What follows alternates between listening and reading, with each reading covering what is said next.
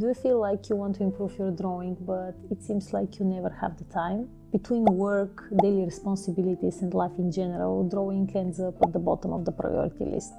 If you ever said to yourself, I'll draw more when I have more time, then this video is for you. Hey everybody, if you're new to my channel, my name is Christina. I work full-time and I draw on the side, and in the last year I've experimenting a lot with how to improve my art without burning out. And in this video I want to share the 5 things that I changed that really helped me improve, not by drawing perfectly, but by drawing more consistently.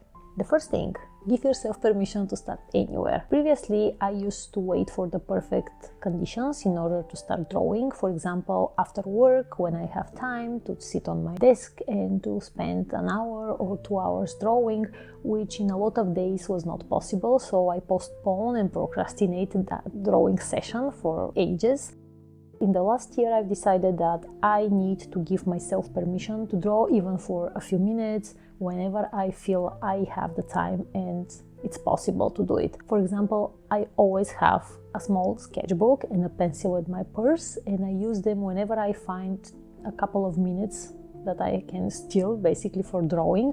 For example, sometimes when I'm talking on the phone, I'm just taking my sketchbook and I start sketching. Sometimes I even sketch when I'm on meetings, for example, or when I'm waiting for something, when I'm traveling on the bus, basically everywhere. I don't expect anything to come from those sketches, but I just want to draw and to build up slowly but steadily. And with time you're going to see how all those small sketches here and there builds up, and it's way better than just not drawing and waiting for the perfect conditions to come.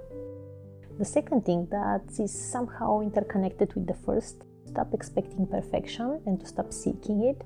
It basically means just lower your expectations and don't expect each sketch and each drawing that you create to be kind of usable, to have a purpose. Sometimes those ideas and sketches that we have and we just quickly doodle in our sketchbooks, they're just small scribbles. Expecting every drawing to be good or useful is very exhausting, and that usually kills creativity. It also makes us procrastinate more, and that basically keeps us stuck. So once I've accepted that many of my drawings are gonna be just practices and they're gonna be messy and really bad looking, this is when I somehow free myself from those expectations and start enjoying drawing again. And I felt that whole process of scribbling and sketching and drawing in general way more playful and way more relaxing rather than before. Basically, imperfect drawings are not failures, they're just part of the process.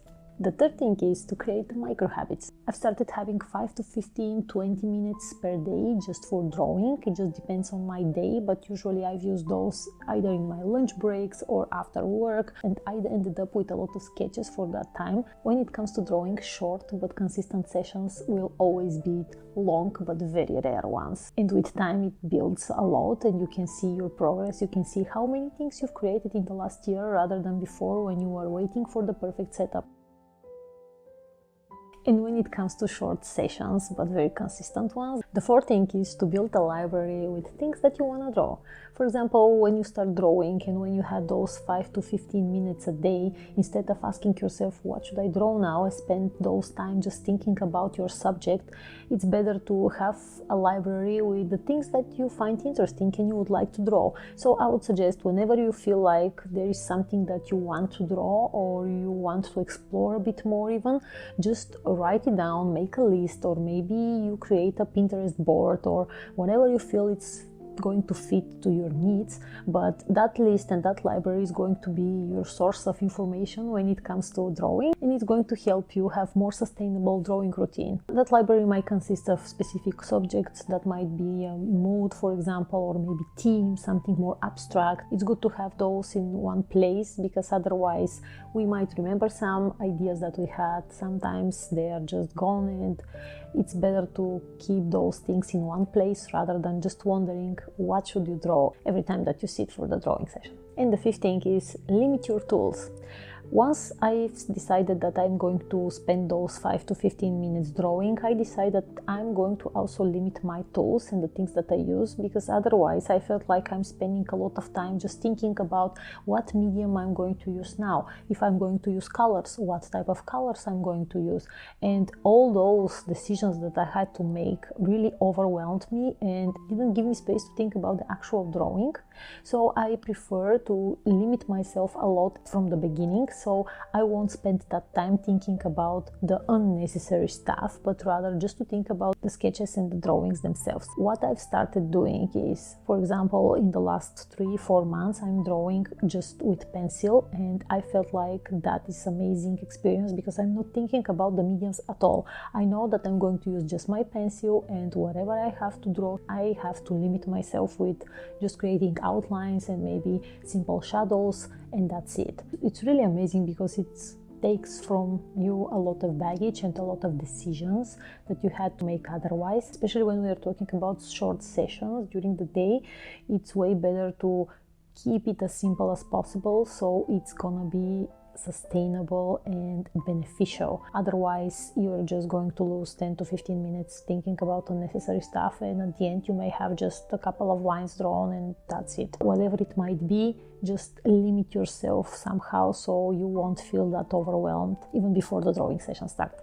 Those 5 changes, they didn't make me an expert, but they really helped me show up more often. They helped me enjoy the process again, and actually helped me slowly to improve myself. If you feel stuck, overwhelmed, or inconsistent with your drawing, I hope some of those ideas may help you too.